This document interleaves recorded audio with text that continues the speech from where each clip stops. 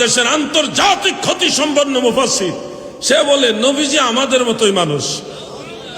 আরেকটা বেয়াদব, সে আজকে বলতেছে আবু জাহেলের যেমন দুইটা হাত আছে, নবীরও দুইটা হাত আছিল। আবু জাহেলের যেমন দুইটা চোখ আছিল, আমার নবীরও দুইটা চোখ আছিল। আবু জাহেলেরও নাক আছিল, নবীজিরও নাক আছে। আবু জাহেলেরও মুখ আছিল একটা, নবীরও একটা মুখ আছিল। অতএব নবী আবু জাহেল, আর আবু জাহেল যেরকম মানুষ, নবীও ওরকম মানুষ। নাউজুবিল্লাহ বলে। এগুলো ঈমান আছে? বেঈমান হয়ে গেছে।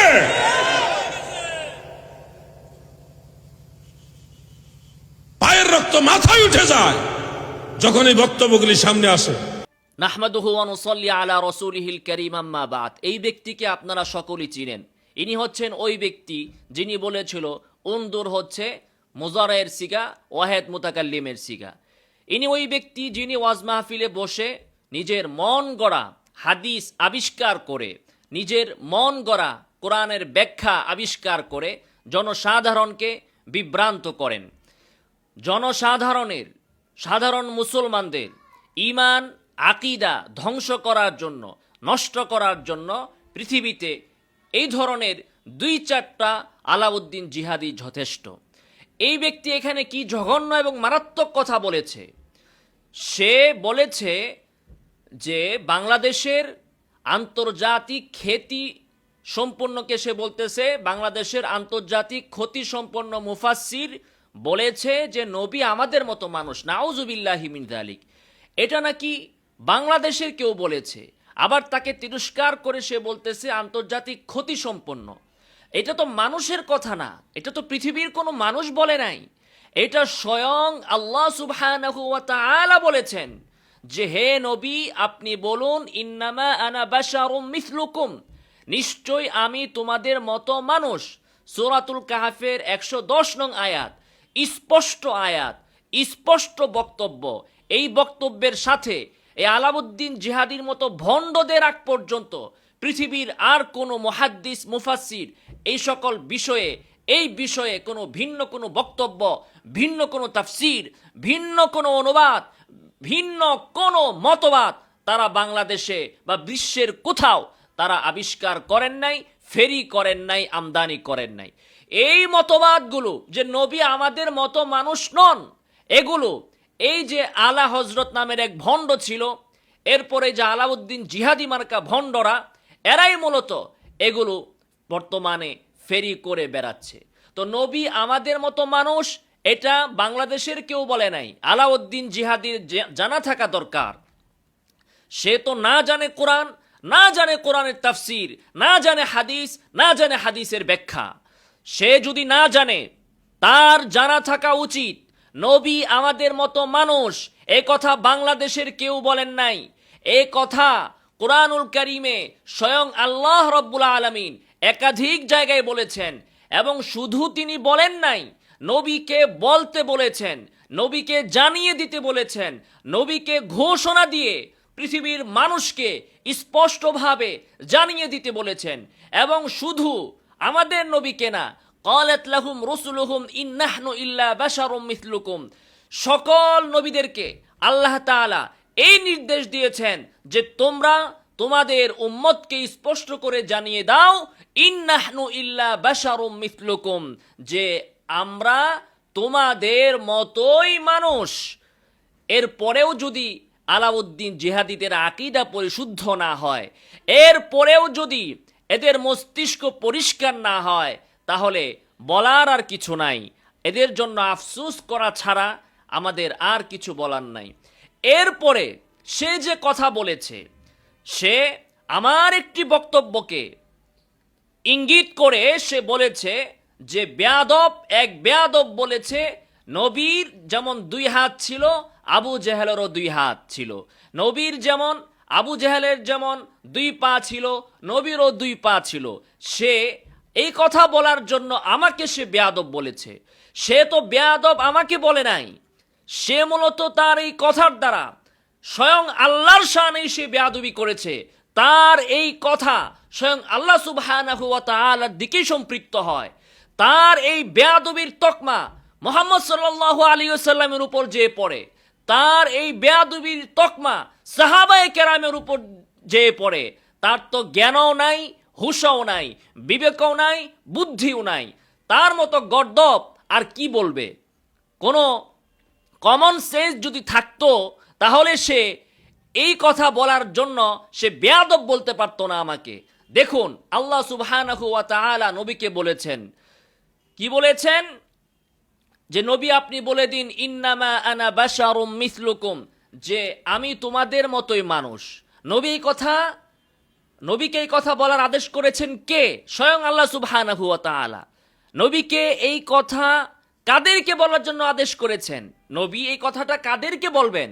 আল্লাহ তাআলা কাদেরকে বলতে বলেছেন যে আমি তোমাদের মতো মানুষ? মক্কার কাফেরদেরকে, আবু জাহাল, আবু লাহাব, উতবা, শাইবা এবং আবু সুফিয়ান, তিনি তখন ইসলাম গ্রহণ করেননি। এভাবে মক্কার যারা লিডার ছিল, কাফেরদের সর্দার ছিল, তাদেরকে বলা হয়েছে যে নবী আপনি বলুন আমি তোমাদের মতো মানুষ। কেন বলতে বলা হয়েছে? এজন্য যে মক্কার কাফেররা মনে করত যে আমাদের মতো যারা মানুষ তারা নবী হতে পারে না। নবী হতে হলে আমাদের মতো মানুষ হওয়া যাবে না, আর আমাদের মতো মানুষ হলে সে নবী হতে পারে না। সেজন্য তারা বলতো মালি হাদার রাসূল ইয়াকুলুত তাআম ওয়া ইয়ামশি ফিল আসওয়াক লাউলা উনজিলা ইলাইহি মালাকুন ফায়াকুনা মাআহু নাযীরা আও ইউলকা ইলাইহি কানজুন আও তাকুনু লাহু জান্নাতুন ইয়াকুলু মিনহা। মক্কার কাফেররা, আবু জাহাল, আবু লাহাব, এই আলাউদ্দিন জিহাদির মতো বলতো যে আমাদের মতো মানুষ কখনো নবী হতে পারে না। তাহলে নবী হতে হলে কি করতে হবে? তারা বলতো যে এটা কেমন নবী? বাজারে যায়, খায় দায়, ঘুমায়, এ কেমন নবী? লাউলা উনজিলা ইলাইহি মালাকুন, যে তার কাছে কেন ফেরেশতা আসে না যে সব সময় তার সাথে থাকবে, তাকে গার্ড দিবে? অথবা তার কাছে কোনো ধনভাণ্ডার কেন নাজিল হয় না যে সে বাজারে যেয়ে খাবে না, ধনভাণ্ডার থেকে সে খেতে থাকবে? তো নবী আমাদের মতো মানুষ হবেন না। নবী আলিমুল গাইব হবেন, নবীর সাথে ফেরেশতা থাকবে, নবীর কাছে ধনভাণ্ডার থাকবে। এই ধরনের অস্বাভাবিক চিন্তা চেতনা নবীর ব্যাপারে, এগুলো ছিল কাফেরদের, প্রত্যেক যুগের কাফেরদের ছিল। সেজন্য আল্লাহ তাআলা মুহাম্মদ সাল্লাল্লাহু আলাইহি ওয়াসাল্লামকে বলেছেন, মুহাম্মদ আপনি বলুন। কাকে বলবেন? আবু জাহালকে বলবেন। কাকে বলবেন? আবু লাহাবকে বলবেন। কাকে বলবেন? উতবাকে, শাইবাকে, মক্কার সকল কাফেরকে বলবেন। কি বলবেন? যে আমি তোমাদের মতো মানুষ, মিসলুকুম, তোমাদের মতো। তোমাদের বলতে কারা? আমার মতো, আলাউদ্দিন জিহাদির মতো না। কুম, তোমাদের খেতাব কাকে করা হয়েছে? তোমাদের বলতে কে? আবু জেহেল। মানে হচ্ছে নবী আপনি বলুন আমি মুহাম্মদ, তুমি আবু জেহেলের মতোই মানুষ। আমি মুহাম্মদ, তুমি উতবার মতোই মানুষ। আমি মুহাম্মদ, তুমি শাইবার মতোই মানুষ। আমি মুহাম্মদ, তুমি আবু সুফিয়ানের মতোই মানুষ। তো এখন মুহাম্মদ সাল্লাল্লাহু আলাইহি ওয়াসাল্লাম আবু জাহেলের মতো কোন দিক দিয়ে? মুহাম্মদ সাল্লাল্লাহু আলাইহি ওয়াসাল্লামের উপর ওহী আসে, আবু জাহেলের কাছেও কি ওহী আসতো এই দিক দিয়ে? কোশ্চিনকালেও না। মুহাম্মদ সাল্লাল্লাহু আলাইহি ওয়াসাল্লাম ইন্নাকা লা আলা খুলুকিন আযীম, সর্বশ্রেষ্ঠ মানব, সর্বোত্তম চরিত্রের অধিকারী, এই দিক থেকে মুহাম্মদ সাল্লাল্লাহু আলাইহি ওয়াসাল্লাম আবু জাহেলের মতো? কোশ্চিনকালেও না। মুহাম্মদ সাল্লাল্লাহু আলাইহি ওয়াসাল্লাম সাইয়্যিদু উলদি আদম, আদম সন্তানের মধ্য থেকে সর্দার, সর্বশ্রেষ্ঠ, এই দিক থেকে আবু জাহেলের মতো না। তাহলে আল্লাহ যে বললেন মুহাম্মদ আপনি বলুন আমি তোমাদের মতো, কোন দিক থেকে তোমাদের মতো? মুহাম্মদ সাল্লাল্লাহু আলাইহি ওয়াসাল্লাম কোন দিক থেকে আবু জাহেলের মতো, আবু লাহাবের মতো, উতবার মতো, শাইবার মতো, পৃথিবীর অন্যান্য মানুষের মতো? কোন দিক থেকে? এই দিক থেকে মুহাম্মদ সাল্লাল্লাহু আলাইহি ওয়াসাল্লামের হাত দুইটা, আবু জাহেলেরও হাত দুইটা। মুহাম্মদ সাল্লাল্লাহু আলাইহি ওয়াসাল্লামেরও পা দুইটা, আবু জাহেলেরও পা দুইটা। আবু জাহেলেরও চোখ দুইটা, মুহাম্মদ সাল্লাল্লাহু আলাইহি ওয়াসাল্লামেরও চোখ দুইটা। আবু জাহেলেরও কান দুইটা, মুহাম্মদ সাল্লাল্লাহু আলাইহি ওয়াসাল্লামেরও কান দুইটা। অর্থাৎ মানবিক গঠন, মানব সৃষ্টির উপাদান যেমনি ভাবে অন্যান্য মানুষ সৃষ্টি হয়েছে, জন্মগ্রহণ করেছে, এদিক থেকে মুহাম্মদ সাল্লাল্লাহু আলাইহি ওয়াসাল্লাম যেমন, আবু জাহালও তেমন। তো এই কথা বলার কারণে এই জ্ঞান পাপী মূর্খ, গণ্ড মূর্খ, এ কিভাবে আমাকে বেয়াদব বলল? সে কি আমাকে বেয়াদব বলল না আল্লাহকে বেয়াদব বলল? সে কি আমাকে বেয়াদব বলল না মুহাম্মদ সাল্লাল্লাহু আলাইহি ওয়াসাল্লামকে বেয়াদব বলল? আল্লাহ বলেছেন, হে নবী আপনি বলে দিন যে আমি মোহাম্মদ, তোমরা আবু জেহেল উতবা সাইবা যেমন তেমনই। তো কোন দিক থেকে তেমন? আজকে এ আলাউদ্দিন জিহাদি বলুক, নবীকে যে বলা হয়েছে নবী আপনি তাদের মতো, হে নবী আপনি বলে দিন আমি তোমাদের মতো। এই তোমাদের মানে কারা?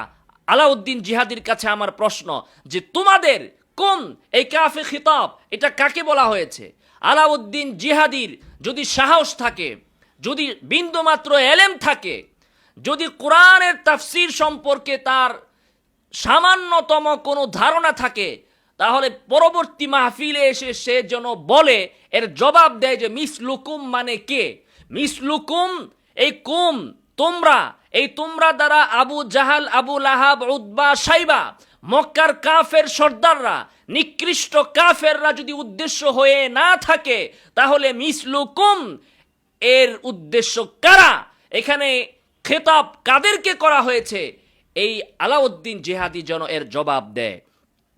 আর যদি সে এখানে ভুল, হয়তো সে ভুল স্বীকার করবে, না হলে সে দলিল দিবে যে মিসলুকুম দ্বারা এখানে কারা উদ্দেশ্য। আর এখানে মিসলুন মিসাল কোন দিক থেকে? নবী তাদের মতো, নবীকে বলা হচ্ছে যে বলো আমি তোমাদের মতো। এই মতো কোন দিক থেকে?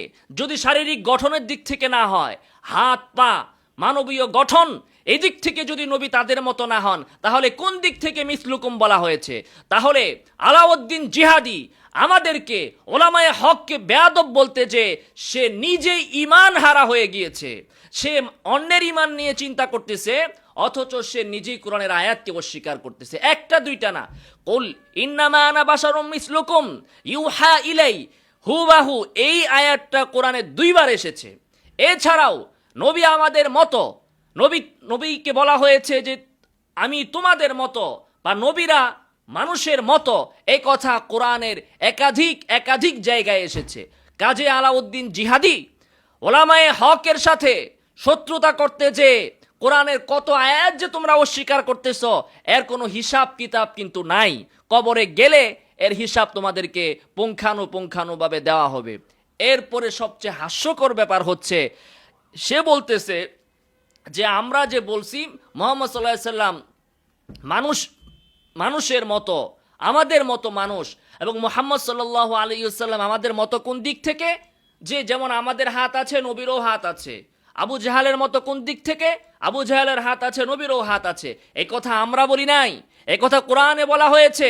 যে কথা মানবে না সে কোরআন অস্বীকারী।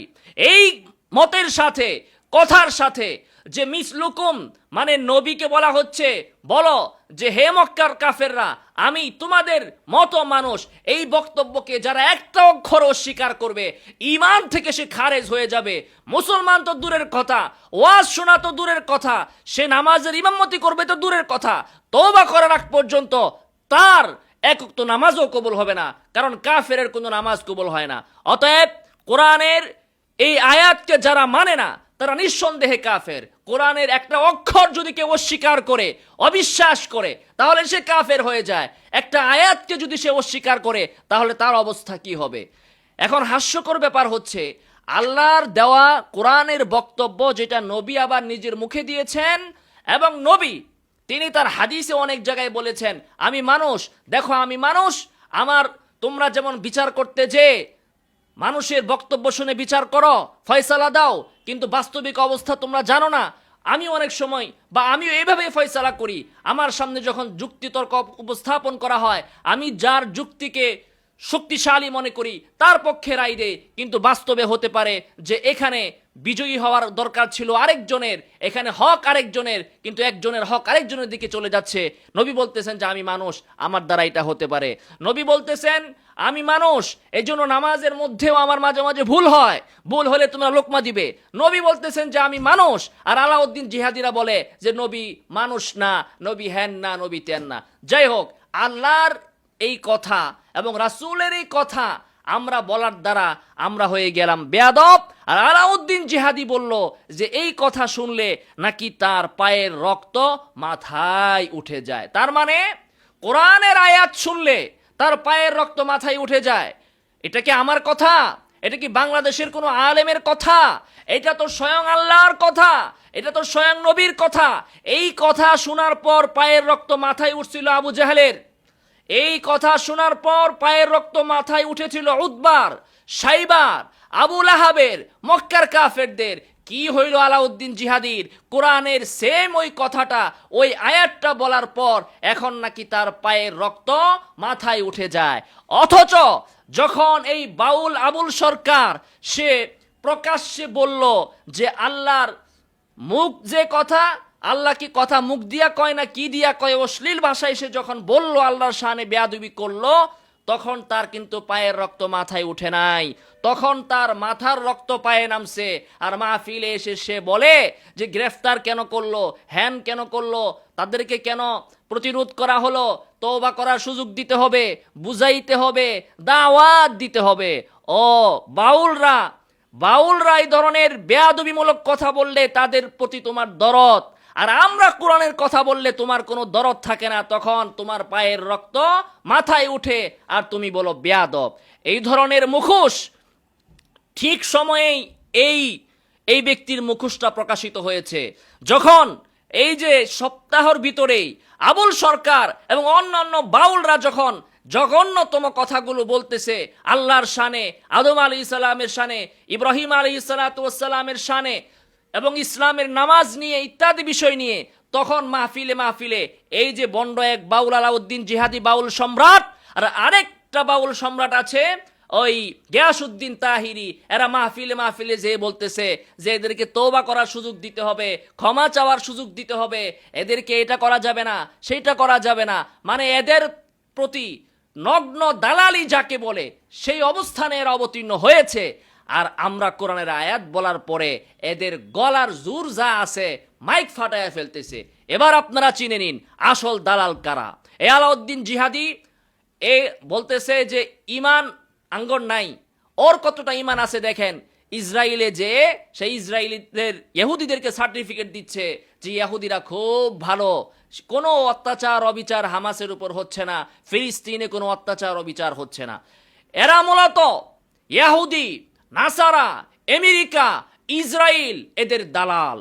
সম্পূর্ণভাবে ওদের পয়সা খেয়ে, ওদের টাকা খেয়ে ইসলামকে ধ্বংস করার জন্য এবং নেক্সট সুরতে নবীর ভালোবাসার কথা বলে, মহাব্বতের কথা বলে মানুষকে, মুমিনদেরকে মুশরিক বানানোর জন্য, ইমানদারদেরকে জাহান্নামের দিকে নিয়ে যাওয়ার জন্য এরা আধা জল খেয়ে উঠে পড়ে লেগেছে।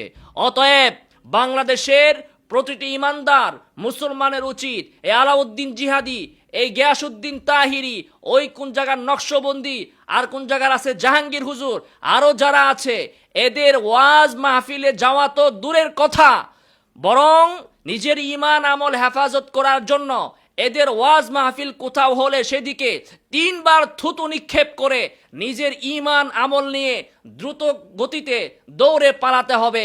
না হলে ইমানও হারাবেন, আমলও হারাবেন, নবীও হারাবেন, রাসূলও হারাবেন, দিনও বরবাদ হবে, দুনিয়াও বরবাদ হবে। এদের খপ্পরে পড়বেন না। এরা মূলত টাকার জন্য, পয়সার জন্য, অর্থের জন্য, দুনিয়া কামানোর জন্য ইসলামকে জবাই করে দিয়েছে, ইসলামকে এরা বিক্রি করে দিয়েছে, নিজের ইমানকে এরা বিক্রি করে দিয়েছে। এদের কাছে দাঁড়ে যাও কোনো মুসলমানের জন্য উচিত নয়। আল্লাহ তাআলা এই ধরনের দাজ্জালের চেলাদেরকে, দাজ্জাল আসবে কিন্তু তার আগে ভূমিকা ফিড তৈরি করবে এই ধরনের ছোট ছোট দাজ্জালেরা। এই ধরনের দাজ্জালদের হাত থেকে, খপ্পর থেকে, অনিষ্টতা থেকে, এদের মূর্খতা থেকে আল্লাহ তাআলা এই মুসলমানদের, বিশেষত বাংলাদেশের মুমিনদের ঈমান আমলকে হেফাজত করুন গায়বীভাবে, কুদরতিভাবে। আল্লাহ তাআলা আমাদের সহায় হন। আমিন ওয়া আখিরু দাওয়ানা আলহামদুলিল্লাহি রাব্বিল আলামিন।